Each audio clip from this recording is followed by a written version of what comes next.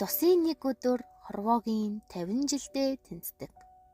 Хөвчийн Жонон Вангийн хошуу хинтийн нурууны бэлд амьдарч байсан Хишигбат хэмээх залуугийн тухай итгэхэд бэрх нэгэн яриа үлдэж хоцорчээ. 19-р зууны сүүл үед 1890 оны орчимд Хишигбат хэмээх сайхан ир аав ээжийн хамт амьдардаг байжээ. Түүнийг 18 нас хүрэх үед гой сайхан төрснийг нь хошуу нутаг даяар шагшин ярих болсон байна. Нээрээч тэр морьтой хүн зогсож хармаар, явган хүн сууж хармаар сайхан ир байсан аж. Бихмит өтгөн хар хөмсөгтэй, ботгоныг шиг дүрлэгэр алаг нуттэй, нарны цацраг хугарам тунгалаг цагаан царайтай, сарны туяач бүүдийн танан цагаан шүдтэй сайхан ир байжээ. Би хаан яг л уулын залуу улаас мэт тэгш шулуунаас гадна булчин шөрмөс нь хад чулуун мэт хатуу чанга байсан аж. Сайхан төрсөн Хишигбатад сургаар нь дурлсан охид хүүхнүүд бараагийг хараад муужран унах дөхтөг байсан ч харамсалтай нь Хишигбат тэдний хэнийг нь ч тоодгүй байж.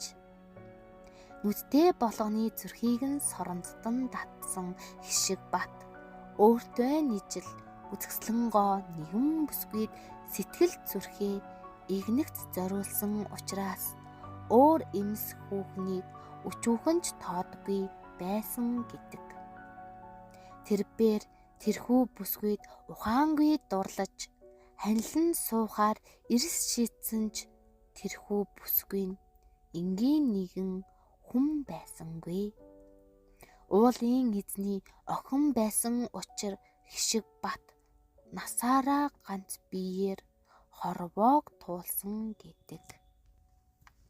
Үзэсгэлэн дамарга нь нэг удаа түүнтэй уулзаа салахдаа би автагаа уулзаад нэг өдрийн дараа ирж чамтайгаан ханилан суунаа гэж амлаад явсан бөгөөд Хишигбат хайртай бүсгүйгээ ирнэ хэмээн маргааш нь болцсон цагтаа ирсэн боловч ирээгүй байна.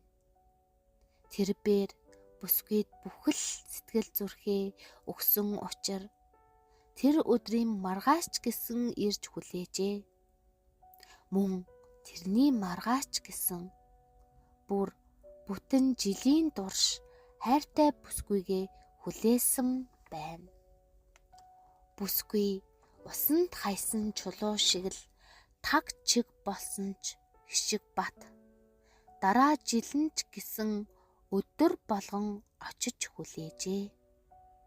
Тэрний дараа жилч гэсэн хайртай бүсгүйгээ ханилан суухаас нааш сэтгэл нь амрахгүй гэж үзэн тэрбээр бүхэл бүтэн 50 жил хүлээсэн бөгөөд өвдөг нь атарсан өвгөн болсон хойнооч гэсэн болцсон газраа очсоор л байж. Гэтэл яг 70 насан дээр нь хайртай бүсгүйн түүн дээр хурж ирсэн аж. Хишигбат хорвоогийн жамаар өтөлж хөгшрөн танан цагаан шүдний тал нь унаж тас хар хөмсөг нь бууралтан тунмал цагаан царай нь төмөн өрслөөс нь баригдаж тэгш гуайлаг нуруун дахин хизээ мүдгүй үхэхэд бэлэн өвгөн болж хувирсан байсан бол харин үзэсгэлэн дамарга нь 50 жилийн өмнө ямар байсан яг л тэр чигээрээ гэрэл гэгээ цацрууланхан гунхсаар хурж иржээ. Жухам энэ мөчтөл Хишигбат өөрийгөө энгийн нэгэн бүсгүйтэй учраагүй юм байна гэдгээ мэдэрсэн гэдэг. Бүсгүй түүний өтөлж доройтсон биеийг түшин асгартал уйлж байхдаа би ганцхан хоноод л ирлээ шүү дээ. Чи минь яагаад ийм болчихсон юм бэ хэмээн халгалж байсан гэдэг. Хайртай бүсгүй тэйгээ ийхүү уулзсны дараа тэрбээр нутгийнхаа нэгэн хуулгааныг зорин очиж энэ тухай хэлэхэд та Лусын эзний охинтой учиржээ. Лусын нэг өдөр хорвоогийн 50 жилдээ тэнцдэг юм. Лусын нас мянган жилээр хэмждэг бол хүний нас нэгэн жарнаар хэмжигддэг юм шүү дээ гэсэн гэдэг. Хувилгаанаас ийм үг сонссон Хишиг бат хайртай амрагтайгаа ахин уулзахдаа чи нэг өдрийн дараа хүрээдэр би чамайг аав ээжтэйгээ танилцуулъя гэж хэлээд явуулсан гэдэг. Маргааш гэдэг нь 50 жилийн дараа гэсэн үг бөгөөд тэр үед өөрөө хэдийн үгүй болж үнс тоосч үлдэлгүй замхран алга болсон байна гэдгээ тэр сайн мэдэж байсан нь тодорхой.